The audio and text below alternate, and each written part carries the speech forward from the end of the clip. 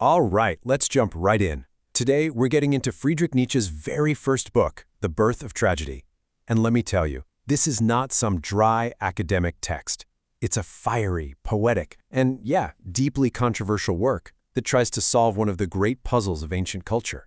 It's really a story about gods, art, and the very meaning of existence. And this is the central question that just haunted the young Nietzsche. Think about it. When you picture the ancient Greeks, you probably think of serenity, right? Beauty, balance, optimism. So why on earth did they invent tragedy? Why would they create an art form that's all about depicting the most horrific suffering imaginable, the absolute destruction of the hero? It makes no sense. It's a paradox. And to solve it, Nietzsche says we have to understand two primal, warring forces at the heart of everything. He calls these forces the Apollonian and the Dionysian, named after two Greek gods. And this contrast, this duality, is the key to his entire argument.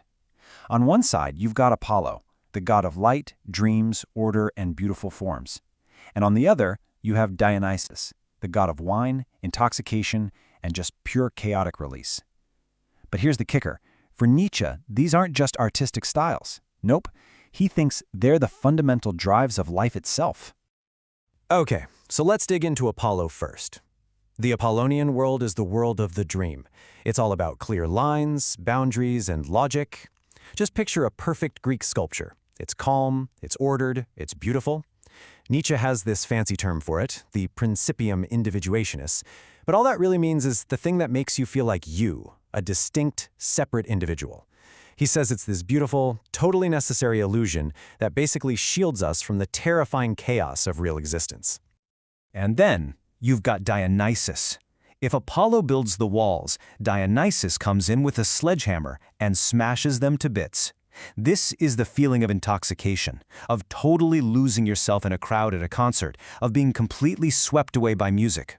In that Dionysian frenzy, your individual self just dissolves. You become part of this primal collective whole.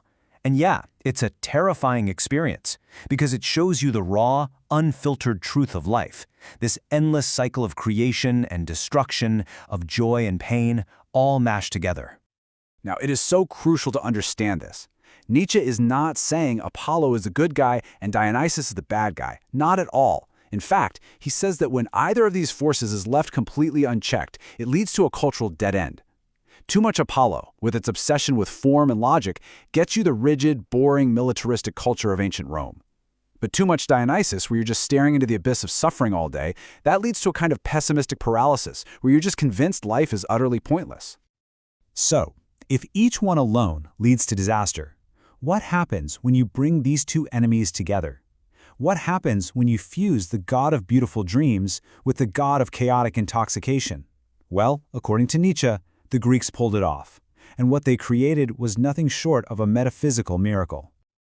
For a brief, shining moment in history, these two opposing drives came together in this perfect fusion.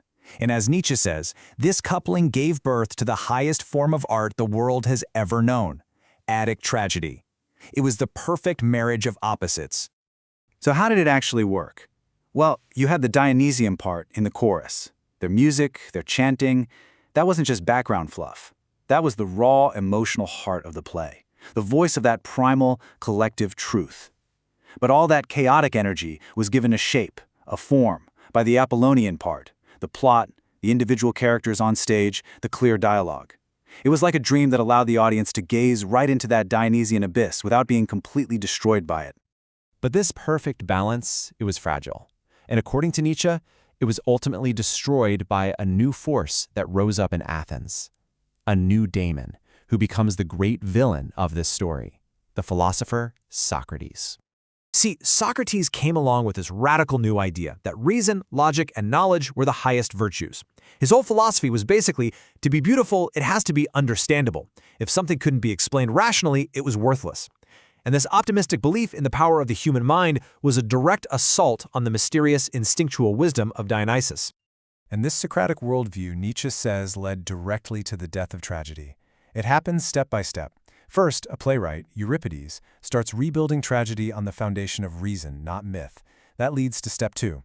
The Dionysian chorus, the heart of the play, gets pushed to the side, silenced. Third, Music itself, the language of Dionysus, is basically whipped out of the theater by cold, hard logic. And finally, that deep, metaphysical comfort tragedy offered, it's gone, replaced by cheap, worldly solutions, like the infamous Deus ex machina, where a god is literally lowered from a crane to tie up the plot neatly. The magic was dead. But Nietzsche's book isn't just a sad story about a lost art form. He was really diagnosing the sickness of his own 19th century culture, which he saw as hopelessly Socratic. And he actually believed he saw the stirrings of a cure. He saw hope for a rebirth of that tragic spirit. He found this hope in German music, specifically in the revolutionary operas of his friend and, at the time, his idol, Richard Wagner. For Nietzsche, Wagner's powerful, mythic, music-driven dramas weren't just entertainment. They were the actual return of the Dionysian spirit, a force that he thought could heal modern culture and spark a whole new tragic age. So, the book comes out in 1872. It's this passionate, explosive argument for a new future. But the story doesn't end there. Not even close. Now, let's jump forward in time 16 years. The year is 1886, and everything is about to change. So, 16 years later, Nietzsche decides to republish his first book. But he adds a new preface, an attempt at a self-criticism. And what he says is, well, it's absolutely stunning. He doesn't just revise his ideas or tweak a few things, he viciously attacks his own youthful work. He starts with just a flat-out dismissal. The book he once championed he now finds impossible. But believe me, he is just getting started. He then takes aim at the very style he created, calling it badly written, clumsy, embarrassing.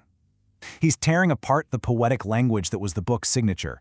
But the attack goes even deeper than style. Finally, he goes for the philosophical heart, admitting it was a book that completely lacked logic and was so arrogant it didn't even bother trying to prove its points. He confesses that all his hopes in Wagner and the German spirit were just naive romanticism. In essence, the mature Nietzsche completely disowns his own youthful masterpiece. And this leaves us with a really profound final question. What are we supposed to do with these powerful ideas? The Apollonian, the Dionysian, the birth and death of tragedy, when their own creator came to see them as the flawed, embarrassing work of his youth? Does it completely invalidate the whole theory? Or does it just add another tragic, fascinating layer to the man who first dared to ask why beautiful cultures create such painful art?